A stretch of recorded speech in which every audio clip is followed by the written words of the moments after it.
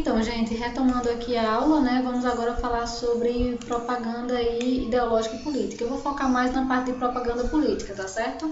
Nesse livro que eu já indiquei para vocês no primeiro vídeo, tem aí muita coisa relacionada à propaganda ideológica que você pode ler lá depois. Eu vou realmente só comentar o assunto, tá? Então, a gente já falou um pouco da história da propaganda política, quando a gente falou sobre a história da propaganda, eu acho que vocês lembram. A gente falou já sobre a propaganda nazista, sobre a propaganda aí americana, sobre a propaganda de guerra. Então, eu não vou me estender muito nisso, porque a gente já falou do assunto e também porque nesse livro que eu indiquei para vocês, vocês vão poder encontrar aí esse assunto mais pormenorizado, tá certo? Vou comentar só a respeito dessas estratégias aí de propaganda política que a autora divide em 5, né? Que seria a lei de simplificação e do inimigo único, a lei de ampliação e desfiguração, a lei de orquestração, a lei de transfusão e da unanimidade e do contágio. Eu vou falar um pouco mais para vocês, tá? Então, começando com essa coisa da lei de simplificação e do inimigo único, do que é que se trata? Como eu falei para vocês na aula anterior, uma das estratégias aí muito utilizadas, infelizmente, né, nas campanhas políticas é a estratégia da vaguidade intencional, que é uma estratégia, né, que tem como objetivo simplificar o máximo possível os assuntos aí, especialmente aqueles que forem mais espinhosos, né, que possam encontrar alguma resistência perante a sociedade, né? Então, os políticos, os marqueteiros da área da política tratam de dividir, né, a doutrina e a argumentação em alguns pontos. Então, dividir a doutrina do partido, né, os pontos principais aí trabalhados pelo partido, em poucos argumentos, tá certo? Argumentos que sejam bem claros e bem facilmente compreensíveis aí por qualquer pessoa. Isso era o que já vinha sendo feito desde Goebbels, Hitler e tal. A ideia é o quê? É reduzir, né, colocar em fórmulas claras, curtas, né, bem concisas aí, os fatos e números, de modo a produzir sempre melhores resultados do que uma longa demonstração. Então, ao invés de dizer aí como é que eles vão fazer para, não sei, para gerar mais empregos e renda, eles simplesmente vão dizer que em tanto tempo eles vão conseguir gerar tantos mil postos de emprego, injetando aí investimentos no setor público ou no setor civil e por aí vai. Não fala de onde vai tirar esse dinheiro, não fala como é que vai ser esse investimento, qual o prazo que vai levar, em que setores especificamente que esses empregos vão ser gerados, enfim. A ideia é reduzir o máximo possível para que se possa alcançar, reduzir ao mínimo, né, denominador comum para que se possa alcançar o máximo de pessoas possíveis. Então, ao invés de falar, por exemplo, sobre temas espinhosos como o aborto e tal, a ideia é dizer que vai trabalhar pela saúde da mulher, que vai também trabalhar pela saúde das crianças e coisas desse tipo, né, com ideias mais genéricas que vão acabar encontrando o apoio, né, acolhida em diversos grupos sociais. Então, essa é uma das leis, né, muito trabalhadas pela propaganda política, é a coisa da simplificação. Você colocar em poucos pontos aí, o máximo de informação possível, de modo a alcançar o máximo público possível. Além disso, também essa simplificação opera também no sentido de criar um inimigo único. Então, uma boa propaganda Eita, tenho que arrumar esse aqui, esse ozinho, colocar um A. Então, visa não mais do que um objetivo de cada vez. Então, concentra, né, o tiro em um só alvo durante dado período. Então, um objetivo de cada vez para que você possa aí alcançar as pessoas e um inimigo de cada vez também. Os hitleristas, né, praticaram à perfeição esse método de concentração em um inimigo único. Como é que eles faziam isso? Num determinado período, por exemplo, eles trabalhavam com os burgueses, se aliavam aos burgueses contra os marxistas. Então, o inimigo em comum era o marxista, o inimigo dele, do hitlerismo e dos burgueses. Então aí se uniam para combater esse inimigo único. Depois que já estava bastante combatido o marxismo, então eles se uniam aos direitistas nacionalistas para combater os burgueses. Combatidos os burgueses, então eles iam aí buscar combater os nacionalistas direitistas. Então, por isso que até hoje em dia, né, acaba havendo muito debate sobre o posicionamento político aí do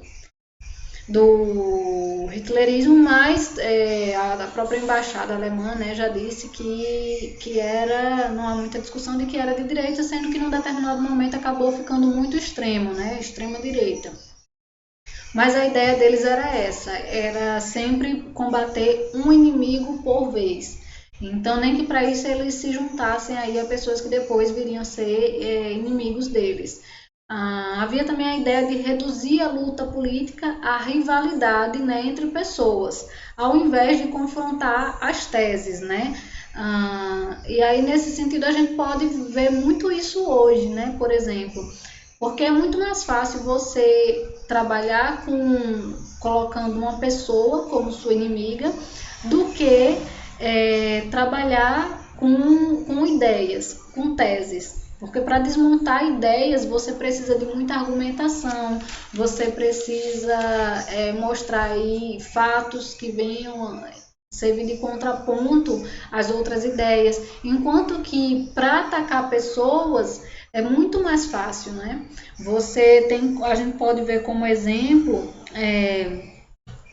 os ataques, por exemplo, que a Greta, aquela ativista ambiental, acabou sofrendo recentemente, né? Quando ela estava lá com seu movimento, né, em defesa do meio ambiente.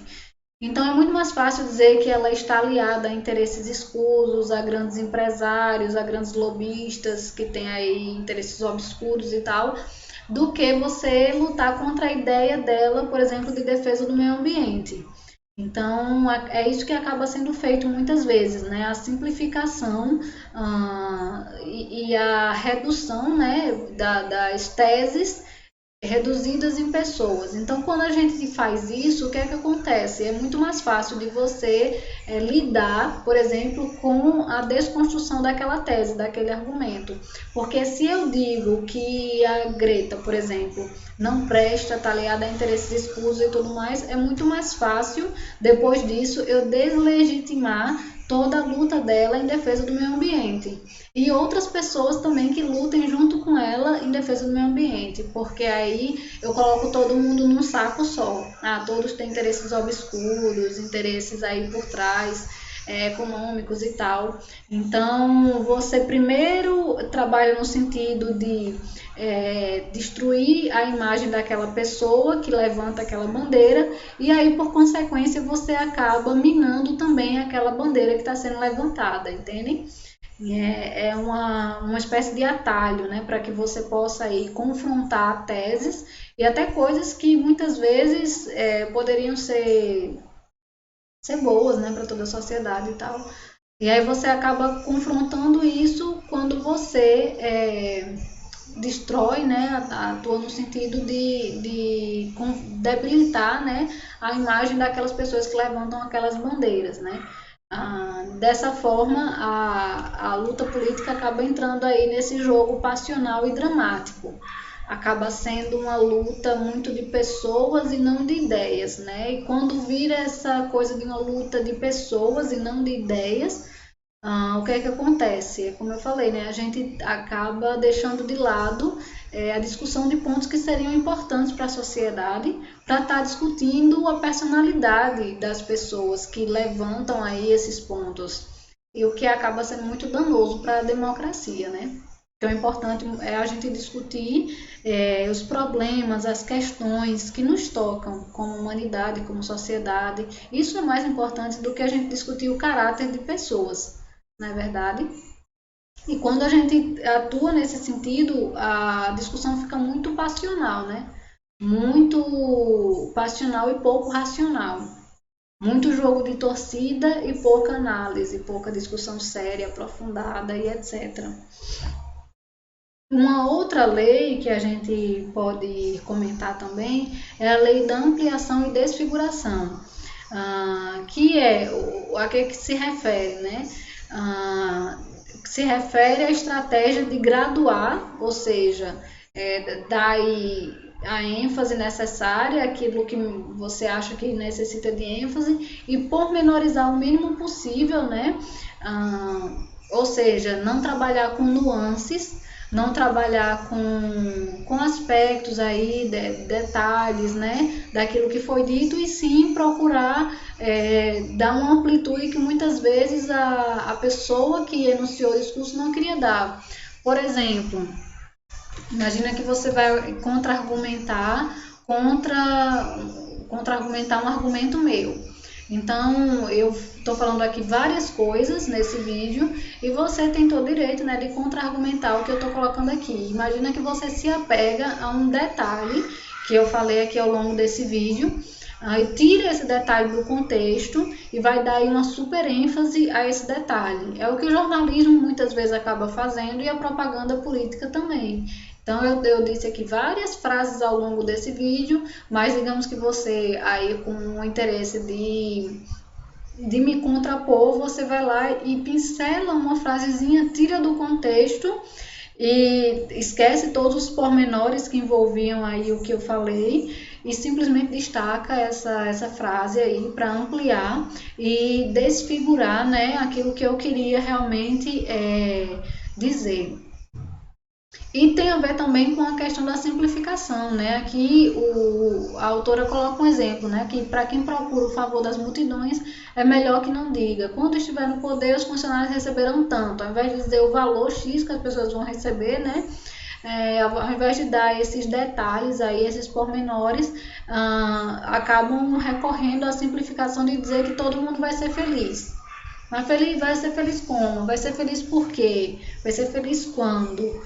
Vai ser quanto mais feliz. E aí acabam não entrando nesses detalhes com o intuito de simplificar o máximo possível a mensagem para que tenha o mínimo possível aí de contra-argumentação, né? Uma outra lei da propaganda política é a lei de orquestração. Bom, o que é que essa lei de orquestração quer dizer? Essa lei está muito voltada para a questão da necessidade de a campanha ser feita de forma integrada, né? E aí um bom exemplo é o que Goebbels e o Hitler faziam. O Goebbels, por exemplo, ele dizia que a Igreja Católica mantém-se porque repete a mesma coisa há 2000 anos. O Estado Nacional Socialista deve agir analogamente. Então ele dizia que, assim como a Igreja Católica estava sempre repetindo as mesmas coisas, o hitlerismo também devia fazer o mesmo, né? Então, porque uma condição, né, para uma boa propaganda é justamente essa infatigável repetição dos temas principais, mas sem cair numa repetição pura e simples, para não suscitar o tédio, né, das multidões. A ideia era insistir obstinadamente sobre o tema central, mas apresentá-lo sob diversos aspectos. Então, para os franceses, por exemplo, eles trabalhavam com propaganda mais com viés cultural, trabalhando mais com símbolos culturais. Enquanto talvez para um camponês ele ia trabalhar mais com a realidade daquele camponês. Mas a ideia que estava ali sendo transmitida era a mesma, só que recorrendo a valores, a abstrações e a elementos, a símbolos diferentes de acordo com a realidade de cada receptor. Isso é uma ideia assim que infelizmente foi muito utilizada e muito bem utilizada pela propaganda hitlerista, mas acaba estando aí em voga até hoje com a estratégia, por exemplo, da campanha integrada de marketing, né, que a gente já falou em aulas anteriores. Então, essa necessidade de que a comunicação fosse feita de modo integrado é uma necessidade que vem sendo percebida há muitos anos já por muitos marqueteiros, como a gente pode ver no caso da propaganda hitlerista, né? Propaganda nazista, que utilizava, por exemplo, cinema, jornais, panfletos, propagandas no rádio, todo um arsenal midiático para dizer a mesma coisa. a de que a Alemanha seria grande de novo quando ela expurgasse os judeus, que eram o grande vilão, o grande inimigo da Alemanha, né? Essa narrativa horrenda que eles criaram. Nessa daqui, por exemplo, ele mostra, né, um judeu como que dominando o mundo aqui, né, nesse jornal, e aqui é como que sai algo como uma cobra do bolso do judeu. E aqui mostra também o judeu atrás dos Estados Unidos, Inglaterra, a Rússia, dos inimigos, né, da Alemanha. Aqui já mostra o triunfo, né, dos alemães. Enfim, era todo um arsenal, né, midiático aí que era utilizado para dizer a mesma coisa, o mesmo conteúdo de modos diferentes, para que eles pudessem alcançar aí públicos diferentes. A estratégia, né, é interessante, que é nisso que se baseia a propaganda, né, na questão da adequação da mensagem ao público-alvo, mas a gente sabe que o intuito era horrendo, né, era desumano. Mas enfim, a gente acaba utilizando como exemplo porque infelizmente acabou funcionando muito bem. Outra lei é a lei da orquestração, né? A lei da orquestração, ainda falando sobre ela, que tem a ver com a coisa do silêncio e contra-ataque. Porque, bom, eles acabavam trabalhando os mesmos temas, né? De formas diferentes, mas de vez em quando tinha que mudar um pouco esses temas. Alguns temas tinham que ser abandonados. Por quê? Porque foram contraditos pelos fatos ou pela propaganda adversária. Nesse caso, o propagandista não reconhece o erro, né? Ele não vai dizer que ele está errado, mas ele só se cala, né? No que se refere aos pontos fracos. Um pesquisador, né, examinou 50.000 diretivas enviadas por Goebbels à imprensa e verificou que um quarto dentre elas, né, dentre essas ordens, né, do Goebbels, porque a propaganda nazista ela teve muito sucesso justamente porque não havia uma voz contrária na sociedade, né? Havia esse perigo, né, de uma única história. Inclusive, esse é um tema de TED Talks, não sei se vocês já viram. Eu vou parar o vídeo daqui a pouco e eu volto com essa indicação para vocês verem depois. Havia uma única história circulando na Alemanha, que era essa história aí criminosa de que os judeus eram os inimigos da nação. Então, quando algum ponto dessa narrativa era contradito pelos fatos ou pela propaganda adversária, o que é que o Goebbels fazia? Mandava ordens à imprensa para que a imprensa se calasse, né, em relação àquele ponto. Mas, em regra, o silêncio era acompanhado por ofensivas de despistamento. Então, em 1935, por exemplo, quando as perseguições antissemitas escandalizavam a opinião pública, né, estrangeira, o Goebbels começa a colocar na imprensa alemã uma campanha aí contra a perseguição dos católicos irlandeses pelos britânicos. Eles falavam mal também a respeito do apartheid americano. Então, se os Estados Unidos criticavam a perseguição antissemita feita aí pelo nazismo, né, criticavam o modo como o nazismo perseguia os judeus, que era que a imprensa nazista respondia: quem são vocês para falar de nós se vocês praticam o apartheid, né, a opressão contra o próprio povo de vocês, que era o povo negro, né, os afro-americanos. Então, eles ou ficavam em silêncio ou então contra-atacavam com outro ponto. Então, ao invés de combater aquele argumento central, que era a questão da perseguição antissemita, eles trabalhavam no sentido de desmoralizar o oponente, que é essa outra estratégia que a gente já tinha falado recentemente, né? Então, ao invés de atacar a ideia, você ataca aí a pessoa, né, que está proferindo aquele argumento. Então, você descredibiliza a fonte para que você possa destruir o argumento. Na verdade, você não destruiu o argumento, né? Você só descredibilizou a fonte, que é uma forma mais utilizada, infelizmente, para ganhar no debate político, né? O ataque pessoal. Então, eu vou parar esse vídeo por aqui para não ficar muito longo. e a gente já continua falando mais sobre a propaganda política, tá certo?